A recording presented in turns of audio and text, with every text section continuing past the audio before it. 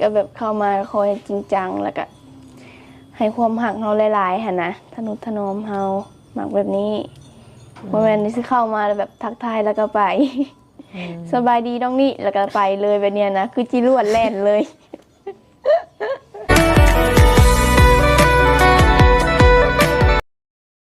เด้อสบายดีสบายดีน้องน้องนี่เนาะทุกคนโดยบ่ได้มาหาหลายมื้อหรือว่าหลายอาทิตย์เติบเนาะโดยเป็นแนวใดน้องหลับปัจจุบันโสดโสดแม่นโสดคำบักใหญ่นึงเนาะแม่นมันบ่มีไผเข้ามาเลยบ่ก็มีแบบคือเก่าคือน้องเว้าหั่นแหละเข้ามาแล้วก็หายไปทุกคนอีหลีบ่แม่นเออบ่ว่าสิมาในสไตล์หรือว่ารูปแบบเดียวกันเบิดทุกคนน้องก็บ่ฮู้อันนี้หากแต่ละคนที่ร่วมกันแม่นไปในทิศทางประมาณนี้เบิดเลยแม่นเข้ามาลมแล้วก็ประมาณได้ทิศหนึ่งบ่หรือบ่ก็2-3มื้อแล้วก็ไปแบบซี่หั่นนะน้องไลน์หากระเจ้าก็บ่ตอบร่มแบบได้แบบทักเข้ามาร่มประมาณไหนแบบเราก็ถามนั่นถามนี่ถามว่าอยู่ใดๆกินใดๆอยู่จักคนนี่หยังไงนะน้องก็ตอบไปอยู่จักคนจักนั่นจักนี่น้องก็บอกไปนะแล้วก็ลมเพิ่นก็โอนเงินมาซอยอีหยังนี่แหละให้ค่าขนมค่าเครื่องสำอางได้ประมาณ 2-3 มื้อแล้วก็เงียบโอ้ก็แบบว่าเข้ามาแบบจักคิดว่าได้เนาะบ่แม่ว่ามักจุดใดบ่มักจุดใดเพิ่นก็บ่ยอมบอกประมาณนี้นะน้องก็มีอีหยังคาใจถามได้เด้อน้องก็บอกจังซี่จังสิได้ปรับตัวเนาะแม่นถ้าว่าเพิ่นบ่มักหม่องใดก็พอสิได้แบบว่าสิว่าได๋ปรับตัวเองให้แต่อันนี้คือบ่มีเหตุผลหยังแม่นคือเก่าคือเดิมเนาะตอนนี้ก็ถือว่าโสดอีกแล้วทุกคนเลยคือโสดในแบบว่า ออกมาเปิดใจใหม่อีกรอบก็ว่าได้เนาะเพราะว่ามันยังบ่มีไผเลยบ่มีตอนที่ว่าเข้ามานี่ก็หลายคนอยู่บ่เลยก็หลายแบบเข้ามาก็มาบัดเดียวนะตอบทุกคนสมมุติได้ว่าเพิ่นทักมานี่แบบว่าประมาณจักชั่วโมงน้องลาจังได้ตอบกลับเพิ่นไปเพิ่นเสร็จมาประมาณ 5-6 นาทีอีหยังน้องก็เข้าตอบ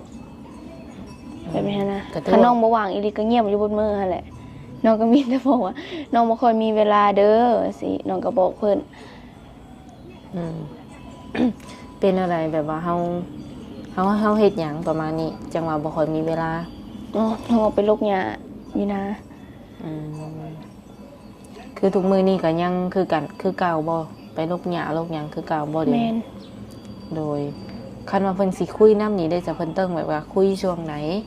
ประมาณตอนแรง 3 โมง 4 โมงคุยได้เฉพาะแต่ช่วงแรงๆบ่น้องล่ะแม่นค่ะตอนเช้าก็คุยได้อยู่คันตื่นทันน้องตื่น 6 โมงนะคนที่เข้ามานี่มีแต่หนุ่มไทยบ่ซะแม่นมีแต่คนไทยโอ้ทางอเมริกาพุ่นยังบ่ทันมีจักคนบ่มี เพราะว่าคันว่าทางพุ่นนี่เพิ่นอาจจะเฮานอนเพิ่นตื่นเฮานอนประมาณนี้เนาะเพิ่นอาจจะคุยแต่ช่วงเช้าหรือว่าช่วงแรงอย่างประมาณนี้นะโดยแต่นี่ก็ถือว่าหรือว่าเป็นนำแบบว่าเจ้าเน้นแต่ตอบกับตอนแรงสิบ่จักเพิ่นก็เลยแบบว่าบ่อยากถามอย่างประมาณนี้จักว่าแม่นเด้อสิบอกว่า FC น่ะเพิ่นคิดประมาณแบบว่าคันเพิ่นทักไปหาคนใดเนาะหลายคนนั้นน้ำตอบแล้วเพิ่นจะถอย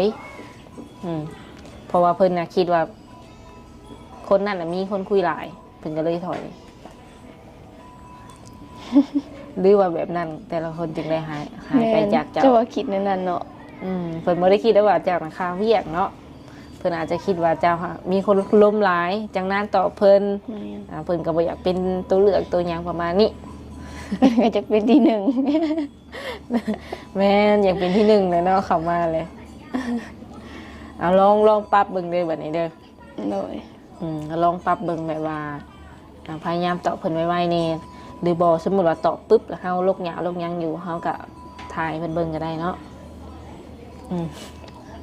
เป็นอะไรช่วงนี้แบบอยู่ดีมีแฮงอยู่บ่ โดย นอกจากอยู่ไฮอยู่หน้าเนี่ยบ่ได้ไปทางไหนบ่ ก็มันเถื่อกับหมู่มาแต่ไทยยังกับมาลิดน้ำกันแบบนี้หั่นนะ หาหมู่ก็หากันมาหาก็มีหมู่นี้ แม่น ช่วงสิคันว่าไปลิ้นไปหยังนี่ไปทางใดซะน้องล่ะ ไปแถวบ้าน ไปสวนหมูกินส้มกินต่ำแบบเนี้ยนะน้องไป กลางเวียนกลางเว้นล่ะว่า แม่น กลางคืนนี่สมัครไปอยู่บ่ บ่ แสดงว่าเวลากลางคืนนี่น้องหลามีเวลาคุยเต็มที่ป่ะ แม่นมีเวลาประมาณ9:30อย่างน้องก็นอน อันว่างช่วงแรง แม่น ช่วงแรงนี่4-5 โมงบอกหรือจังโมง แม่น4-5โมงแล้วก็ลมได้ยาวเลย ขั้นกลางเว้นที่นอกจากแบบออกหน้าโลกหยาโลกหยังจังซี่แล้วก็บ่ได้เฮ็ดแนวอื่นบ่ บ่ น้องหลาเว้าอยู่กับไผก็ มีอยู่กับเอื้อยแล้วก็น้องแล้วก็พ่อแล้วก็อ้ายอีกคนหนึง 4 คน หา 5 คนอยู่ แม่น ปัจจุบัน แม่น บ่ได้มีแบบว่าคนที่จะไปเฮ็ดงานเหตุการณ์บ่อยู่ฝั่งไทย มีแต่อ้ายว่าสิไป เจ้าได้ซะพร้อมหรือยัง ก็ในใจก็อยากไปอยู่แต่คือเก่าแล้วบัตรสปอร์ต บัตรเจ้ายังบ่ได้อยู่ยังบ่ได้เฮ็ดถ้าบัดนี้ ยัง โดยก็บ่มีบอกแบบว่าเพิ่นติดต่อมาให้ไปเฮ็ดงานเฮ็ดหยังอะไรเพิ่น มีเพิ่นก็ว่าสิหางานให้น้องพร้อมมื้อใดแล้วก็จังบอกว่าซั่นน้องน่ะพร้อม แต่ว่าน้องบ่พร้อม แบบให้เพิ่นให้นายจ้างเฮ็ดให้ก่อนประมาณนี้บ่ได้บ่ นายจ้างก็บ่ฮู้คือกันนะนี่ แบบบ่มีอันนายจ้างติดต่อมาโดยตรงประมาณนี้เนาะ แม่น โอ้แบบ มีแต่คนหาให้ติดต่อให้แบบนี้นะ เป็น FC นี่บ่ แม่น FC หามีงานให้ แม่น แต่ว่าเพิ่นก็บ่แม่นเจ้าของบ่อนที่เพิ่นสิให้ไปเฮ็ดเนาะ แม่น โอ้ ได้แต่หางานแต่ว่าคนที่จะมาสนับสนุนบัตรสปอร์ตนี่แม่นว่ายังบ่ทันมีเนาะ โดย แต่เพิ่นก็อาจจะบ่กล้าแบบหับให้ก่อนคือกันเนาะ แม่น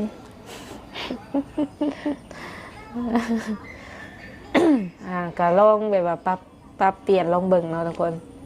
ก็มีแต่สิขอถามน้องเพิ่นใหม่อะไรเนาะแบบว่าเพิ่นต้องเฮ็ดจังได๋อะนะน้องจังสิถูกใจเพิ่นจังสิบ่แบบว่า คุยแป๊บเดียวแล้วเงียบคุยแป๊บเดียวแล้วหายจังซี่นะเพิ่นต้องเข้ามาแล้วเพิ่นต้องเฮ็ดประมาณใด มีแต่ให้เพิ่นถามไว้นั่นว่าน้องเฮ็ดบ่ถูกอีหยังก็เว้านำน้องได้หั่นนะบอกน้องได้แบบนี้ น้องก็อยากลมแบบคนที่แบบลมน้ำจริงจังหั่นนะบ่แม่นว่าสิเข้ามาลิ้นๆเข้าแบบมาทักทายแล้วก็ไป คันว่าติที่ว่าแบบ น้องนานตอบอีหยังประมาณนี้ได้ซะ น้องก็สิปรับให้ มีแต่สิบอกว่าน้องค่าเฮ็ดเวียกอีหยังน้องก็สิตอบ หากบ่เคยป้าแบบว่าขามมือขามคืนบ่ บ่เคย น้องเพิ่นพร้อมที่จะปรับเปลี่ยนตนเองเนาะทุกคน เคยแบบว่าได้ร่วมสายหรือว่าโทรเห็นหน้ากันแล้วบ่กับ FC เคย ผู้ใดโทรมาน้องเปิดวิดีโอคอลเบิ่น เอาครับได้ครับดี แม่น เดี๋ยวมาเห็นตัวจริงเลยเนาะ โดย ดีกับให้กับเจ้าเบิ่งเลย แบบเจ้าก็ได้เห็นแบบการเป็นอยู่ของเพิ่นอยู่บ่ โดยก็ได้เห็น เพื่อนซ่านบ้านช่องอหยังก็เพิ่นให้เห็นอยู่บ่ แม่น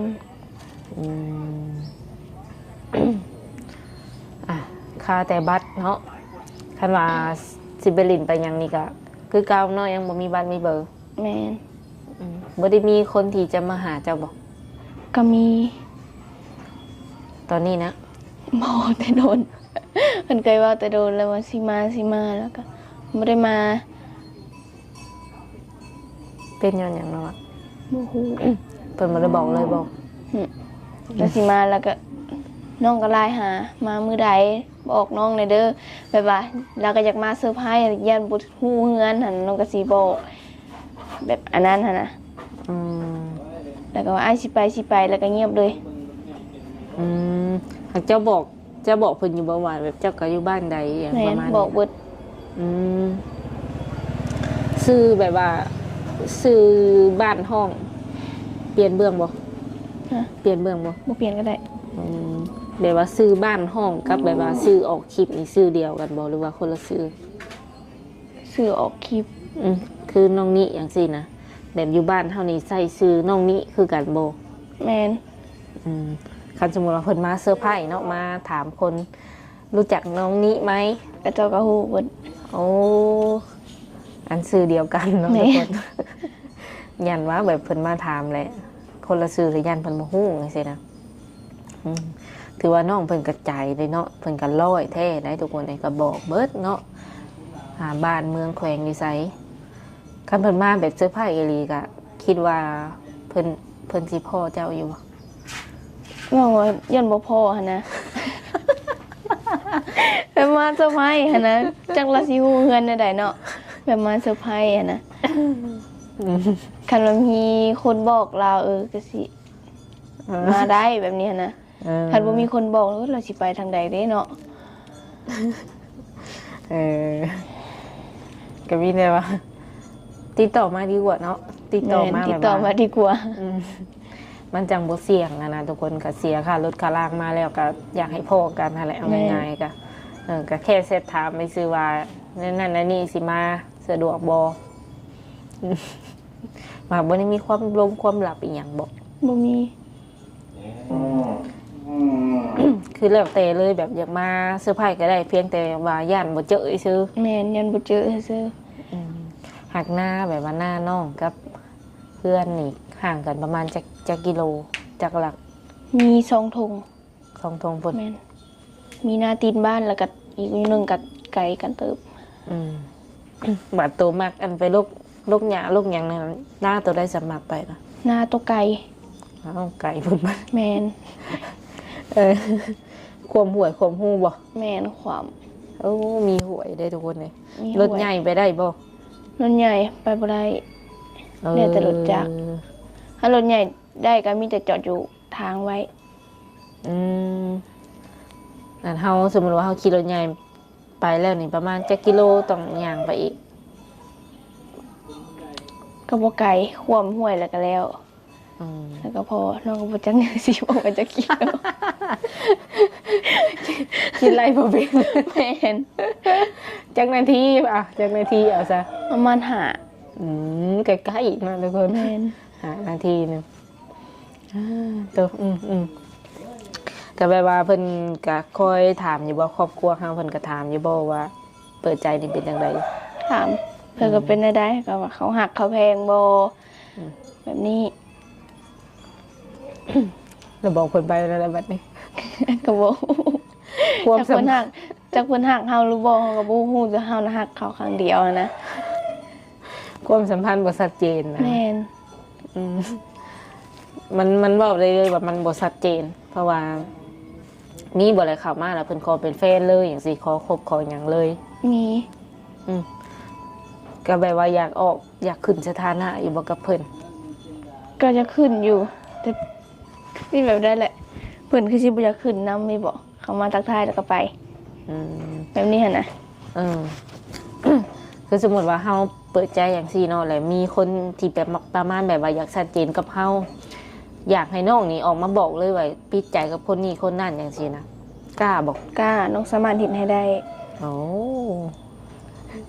ร้อยเนาะใจเพิ่นถือว่าร้อยได้ทุกคนเอ้ยกาค่อนข้างว่าหายากที่ว่าจะมีคนที่แบบว่ากล้าเปิดเผยเลยนะเนาะ แม่น ถ้าสมมติว่าน้องออกมาเปิดเผยเลยก็แน่นอนคนที่เข้ามาหลังเพิ่นก็บ่กล้าคุยเนาะเจ้าก็ต้องได้คุยแต่กับเพิ่นน่ะแหละผู้เดียว แม่น ก็ยอมเนาะคะแนนว่าเพิ่นหักแพงเจ้าสิบ่ แม่น หักการหักแพงของเพิ่นนี่บางทีเพิ่นแสดงแบบว่าบ่ถือ สิว่าในบ่ถูกใจเจ้าก็มี เออ มันก็ต้องเบิ่งกันไป แบบว้าวได้บ่ซะแบบว่าเพิ่นเฮ็ดประมาณใดเจ้าจังสิถูกใจ สมมุติจะมีผู้บ่าวคือกันนี่นะครับต้องเฮ็ดแนวใดจังถูกใจเจ้า เอาความจริงเลยไปเอาแบบว่าความจริงที่เราเคยเห็นเคยพบสินะ รู้จักแม่สิว่าเนี่ยเนาะ เอา อันนี้มันบอกยากอะแท้ บอกเนี้ยว่าเส้น เอาก็เจ้าต้อง สมมติว่าคนแถวใกล้นะสมมติเขามีความหักกับคนแถวใกล้น้องมักให้เขาไปมาหาสู่แบบเรื่อยๆบ่หรือว่ามักแบบเซตมักแบบโทรกันซื่อๆอะ ก็เสร็จมาหาแหน่ก็เป็นบางช่วงเพิ่นสิเที่ยวไปเที่ยวมาดูอะนะแบบดนๆแบบคิดฮอดอีหยังกันอยากเห็นหน้ากันแบบตัวจริงก็มาได้ อืมบอกว่าถึงติ แม่น เอาคนที่ถามให้หนุ่มๆเลยก็คือเก่าเนาะทุกคนเพราะว่าเพิ่นเองก็ต้องใส่ความรู้สึกแบบว่าพิสูจน์เอาความรู้สึกสัมผัสเอาโอเคมีอย่างอยากฝากถึงคนที่สิเข้ามาใหม่บ่ มีก็แบบเข้ามาคอยจริงจังแล้วก็ให้ความหักเฮาหลายๆหั่นนะทนุถนอมเฮามักแบบนี้บ่แม่นสิเข้ามาแล้วแบบทักทายแล้วก็ไป สบายดีน้องนี่แล้วก็ไปเลยแบบเนี้ยนะคือจิรวดแล่นเลย